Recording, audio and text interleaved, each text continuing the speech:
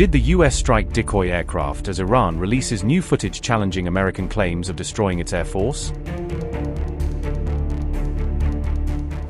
Mujtaba Khamenei's camp mocks US claims that Iranian air power was completely wiped out during the conflict.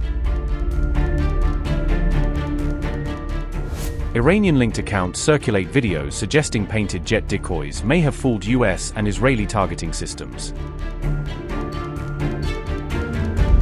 Is Iran using cheap painted decoys and inflatable targets to drain America's expensive precision-guided missile stockpiles?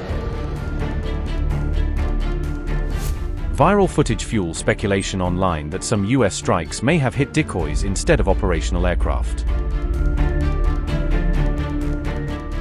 The asymmetry of modern warfare has once again been highlighted amid the recent conflict involving Iran, the US and Israel.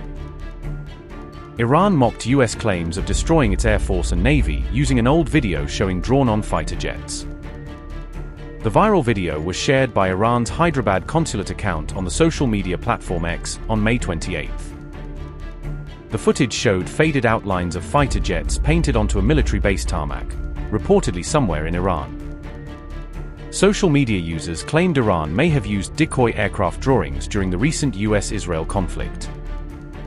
Some online accounts alleged multi-million-dollar missiles may have struck painted aircraft or deception targets. The video resurfaced days after Donald Trump claimed US strikes had obliterated Iran's air force and navy. Trump had declared that Iranian military assets were completely destroyed during the conflict operations. Online users are now questioning whether some targets may have been dummy positions or deception sites. The authenticity of the viral footage and its exact timeline have not been independently verified by Hindustan Times. We made the largest ever investment in U.S. military, $1 trillion, and we're asking actually for $1.5 trillion for the coming year. And we have the strongest military anywhere in the world, as you know. You saw what we did with Venezuela. That worked out very quickly, and we're doing really equally as well with, but again, people don't want to write about it, with Iran. Iran is very much intent. They want very much to make a deal. So far, they haven't gotten there. We're not satisfied with it, but we will be. We will be either that or we'll have to just finish the job. But their Navy is gone, as I've said 1,000 times. Their Navy is gone. Their Air Force is gone. Everything's gone, and they're negotiating on fumes. But we'll see what happens. Maybe we have to go back and finish it. Maybe we don't. Right now, I mean, you can speak to Steve Witkoff and Jared. They're doing a good job. But right now, I think it looks like they want to just make a deal. They want to. They have. I don't think they have a choice. They're just going back to the internet because they're getting clobbered. Their economy is in free fall. They have 250% inflation. Their money has no value. Their whole economic system is broken down.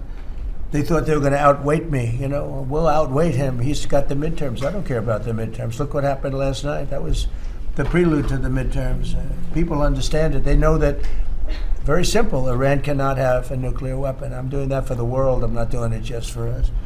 And we've had great support from other nations, by the way. We don't need it at all, but we've had great support from other nations. The problem is you always get the support when you don't need it. When you need it, you don't get the support. With Operation Epic Fury, our warriors are ensuring that the world's #1 state sponsor of terror never obtains a nuclear weapon, and they won't.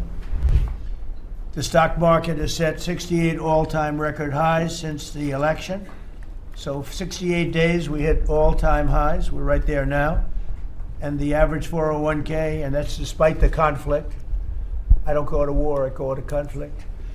Despite the conflict with Venezuela, who no longer has a Navy, no longer has an Air Force, no longer has a lot of people that were leading the country into very bad places.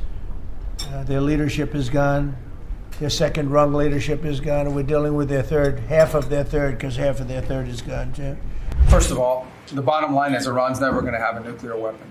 And if recent events have done anything, is just remind us once again that they are the world's leading sponsor of terrorism. And they can never have a nuclear weapon. Now, the president's preference, Mr. President, your preference has told us repeatedly, is always to negotiate these things and to figure out if you can have agreements. Diplomacy is always the first option.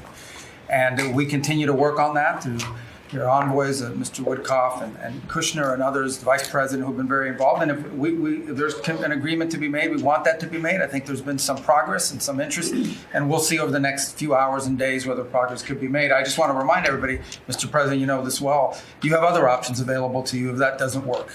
But the bottom line is that we prefer the negotiated diplomatic route, and we're going to give it every chance to succeed. I know you're giving it every chance to succeed, Mr. President. But here's the bottom line, because I keep getting asked, what is this all about? It's very simple. Iran and these people in charge of Iran can never have a nuclear weapon, and they will never have a nuclear weapon, and they most certainly will not have one as long as you're President of the United States. On that point, it's very clear.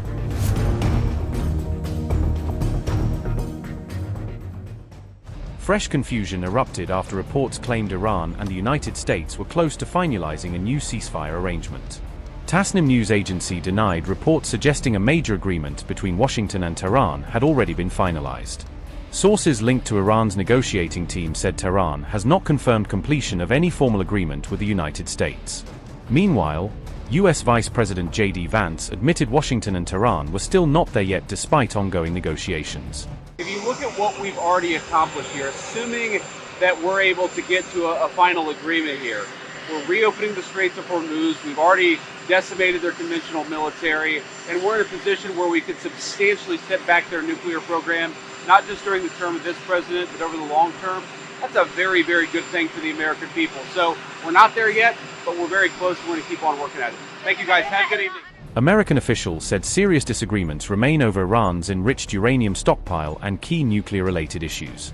Reuters earlier reported both sides had discussed extending the ceasefire for another 60 days amid rising Gulf tensions. The proposed arrangement could reopen maritime traffic through the Strait of Hormuz while negotiations continue behind closed doors. However, Donald Trump has reportedly not yet approved the potential agreement despite continuing diplomatic discussions with Tehran.